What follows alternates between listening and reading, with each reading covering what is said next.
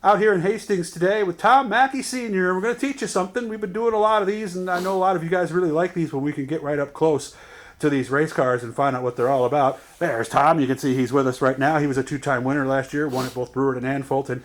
Different car for him this year, so let's find out exactly what a mod light is. So if we took everything off, Tom, would it be similar to a modified, similar to a sprint? What would it look like? It's kind of similar to a modified, just a lot scaled down. Okay, so it is what it is. I think they're third. I think they third scale. I think they call them, or 2/3 scale. Okay. 2/3. Okay. We have the axle out. Front axle similar to what we would see in a modified. No, independent front suspension. Oh, it is these. independent. Yep. Okay. And that's out right now. Yep. They actually run the small body modified brakes on here. Basically, it's same thing as a big block car, pretty much. You got the coilover shocks on it. I think the biggest difference is the engines that are in them. Oh yeah, we're all set up over here, so now we can show you what it looks like right here. So, yeah, it almost kind of looks like what we'd see in a Super, almost up at Oswego.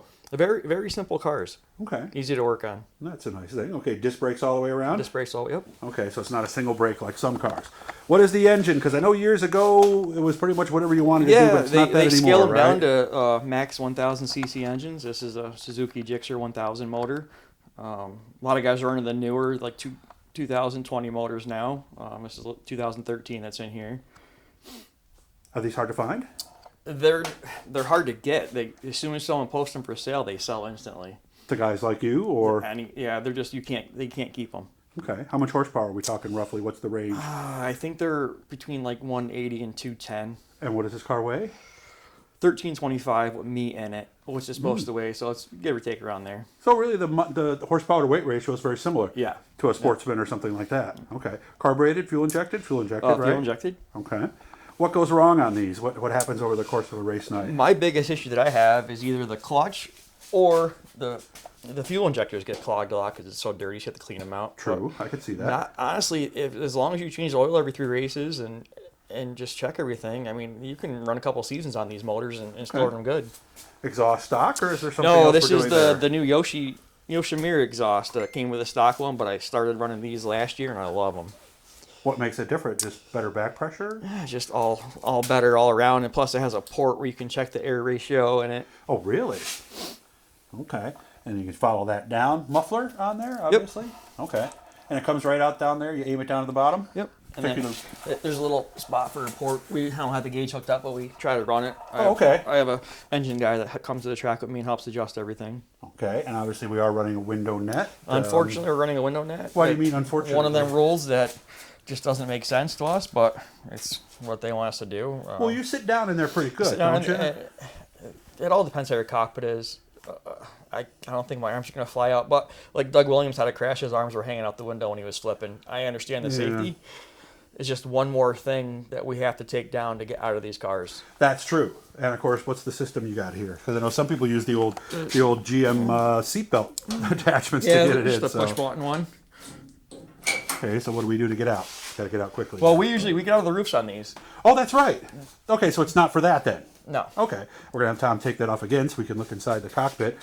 No, you're right. I hadn't thought about that. We don't get in through the door. I think the only reason was to keep your hands in the window. Okay. Full containment seat mandatory? I don't know if it's mandatory or not. I will not race one of these cars without one. Yeah, I can't blame you. You know, it's so. Yeah, because when these start flipping, unfortunately, they flip. Okay. So we're looking inside now. Obviously, this is different than what I've seen before. Okay, no, there's the shifter right over here, guys. I'm going to put the camera in. Some guys run a hand clutch. Some guys run a foot clutch. I had a foot clutch in one car, and we took it out the next week. Didn't like it? Did not like it. Well, I would imagine once you get used to it, right? Well, when you spin out, you have to pull a clutch in these. You blow the starters. Oh. So is that easier with your hands or easier with your foot? It's easier for me to reach over and grab the lever than push my foot down and try to hold the brake at the same time. Mm-hmm. Just preference. Okay. And as you can see, he's got this set up so that he can. I got the mic cable caught on something there. Oh, we're caught around the axle in the back there, so there's a tube. So as you can see, push it forward to go up. It's just like a motorcycle or dirt bike. You go 1 down and 5 up, but we only run. Some guys run second, third, fourth gear.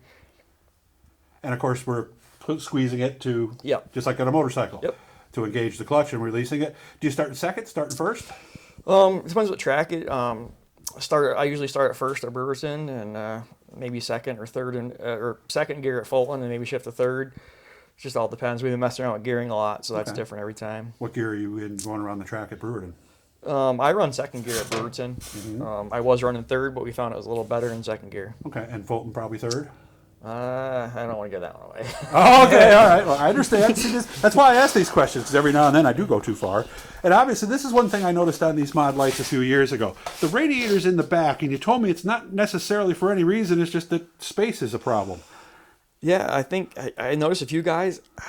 I think Doug Williams has his under the hood, but I'm not sure. Most of the guys run them out back. I think it's just it gets air and it's easy access. And there's where the plumbing is, as you can see. So does that run right down each side of the car or one side On of the the car? right side of the car, everything runs. On the right side of the car. Fuel cell is back here. How much fuel can we put in here? I think it's a 5-gallon max. How much do you use over the course of a night? Well, 2 or 3 gallons. That's it? That's it. Yep. Race Nope. fuel? Nope. I run 93. Really? Right from the pump, local yep. gas station? I Okay. ran 110 last year, and the engine builder said it was taking horsepower away from me. So That's surprising. Batteries back here, not too big, obviously.